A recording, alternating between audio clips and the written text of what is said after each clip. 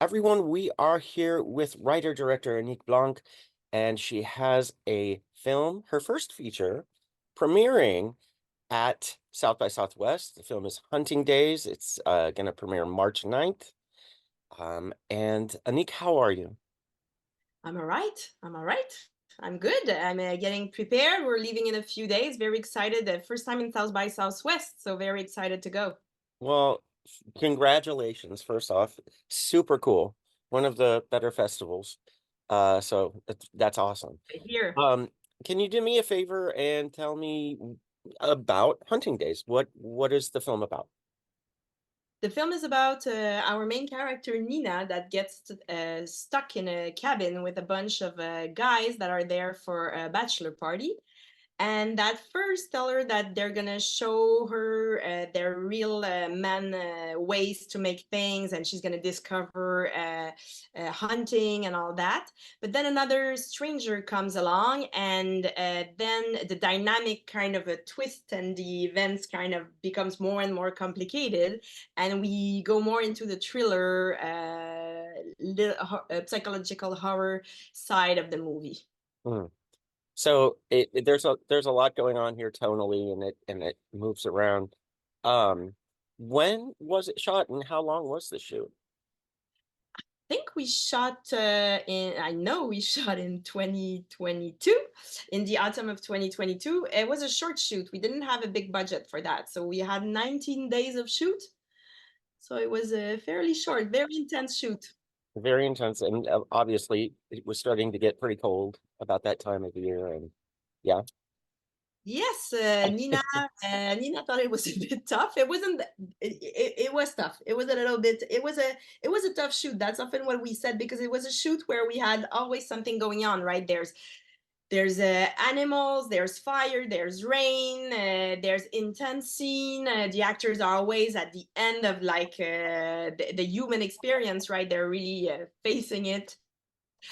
So there was always something big going on every day. And yes, the cold was one of the That was just one of the many things. exactly. So, what's interesting to me about this film is that uh, you're going for a pretty unique, I guess, tone, kind of like a dream world. Things can turn super quick.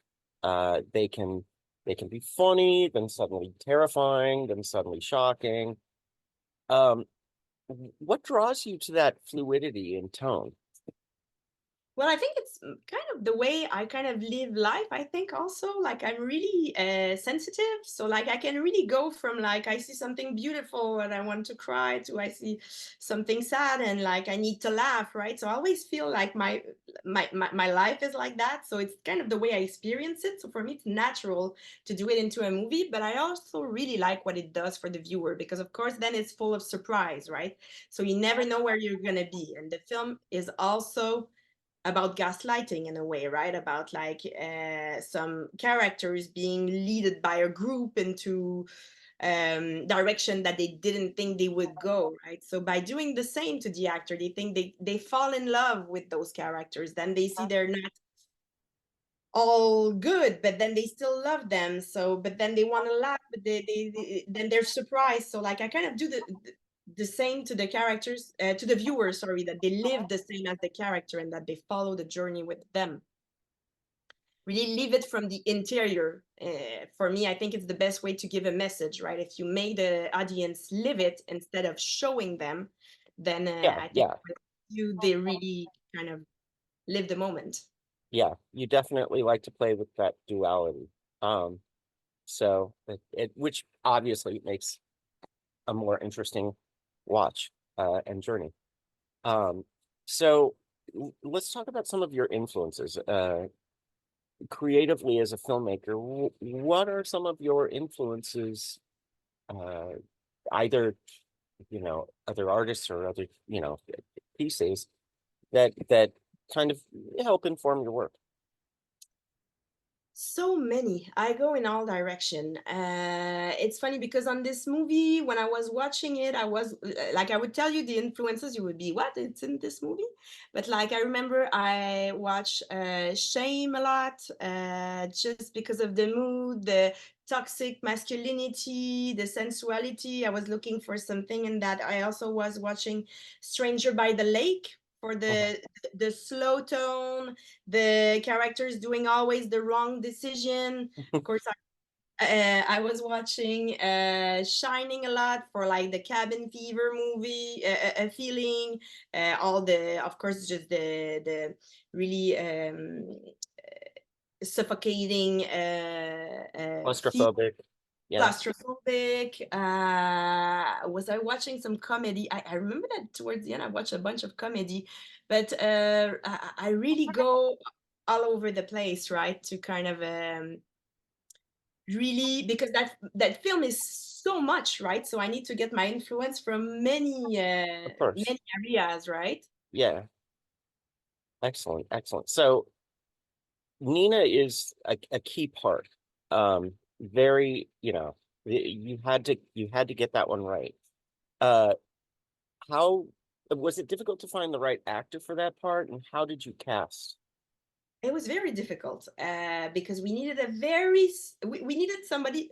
I think my answer all go in the same direction, but I think the key here is like diversity, right? We needed somebody that was sensitive, that was strong, that was sensual, that was a woman, but that could really face a bunch of guys. Like it was just asking so many stuff. Even for the guys, it was hard too because like I asked them to be at moment very vulnerable but very strong, and I think for male actors that's really rare because often they get kind of casted to be strong guys or to be the sensitive guy, right? But when you ask Mhm. them to be one or the other in the other scene, it's sometimes a challenge. But so for Nina, like we first I wanted non-actor. Tried for a long time to find a non-actor, but it's such an intense film that I think it was too big of a task, or I didn't have the chance to really just meet that person.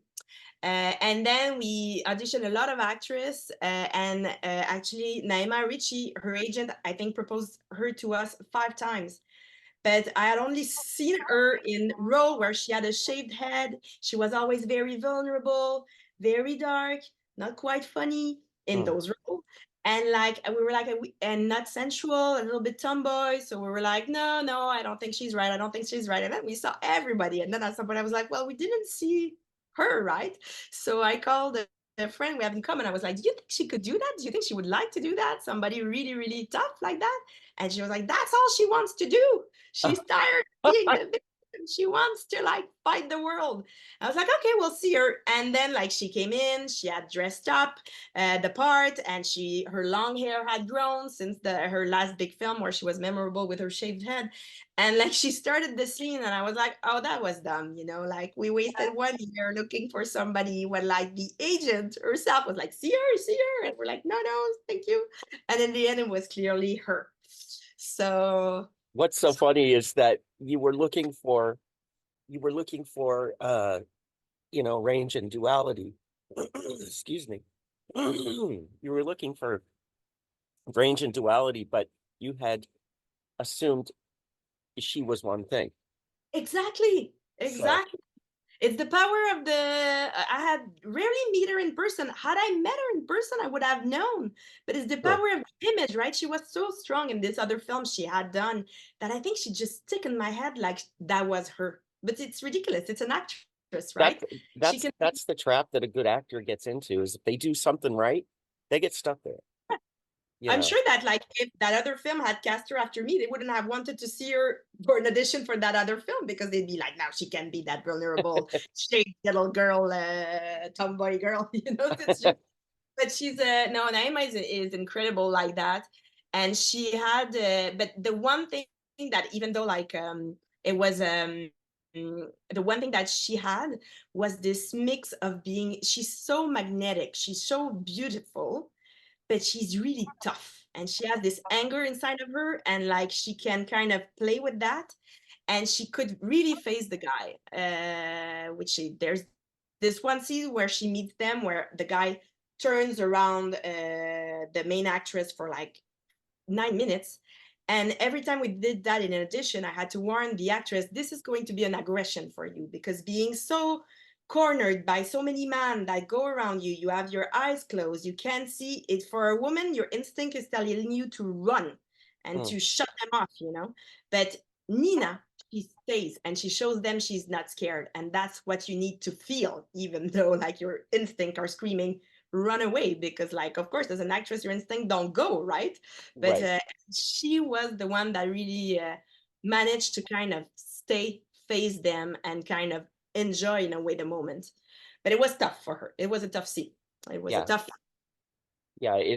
She definitely goes toe to toe with those guys. So Mm. nicely done. Also you have um coming up next, one of your shorts is being developed as a feature. Yes, well, the short that is being developed as a feature was just, it's actually, it's a funny story. It's my last short, The Color of Your Lips, which was a genre film as well, that won in Austin, and which has been bought by Lionsgate to be developed as a feature directed by James Wan. So it's not me directing it, and it kind of Of became course. this big. Will you have anything to do with it or no?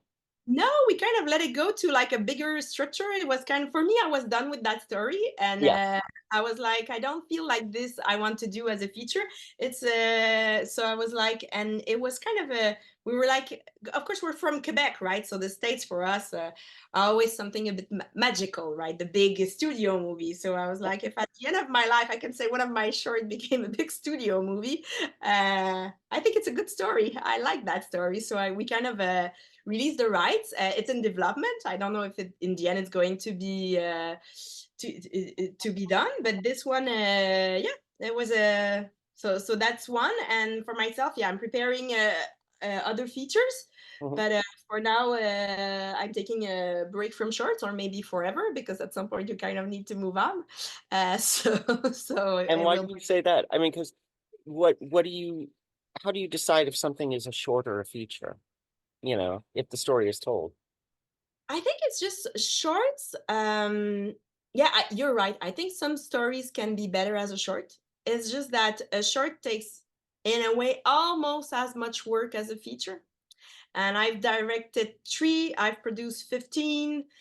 We've been to a lot of the biggest festival. 2 of our shorts went to the Oscars. I think like it's just at some point I'm like, if I'm going to give myself so much to something, Gotcha. as well give it to something that can be can reach a broader audience, right? Because the shorts are often only almost looked by festival goers or a little bit on the web, right? But I'm also a big cinephile, so for me the cinema room is important. So for me that's why Understood. my next, I think it's not because I don't like the format, it's just that it's like it's so much to do a short as well. It's the Might have. same amount of work for a smaller impact, would you say? Exactly.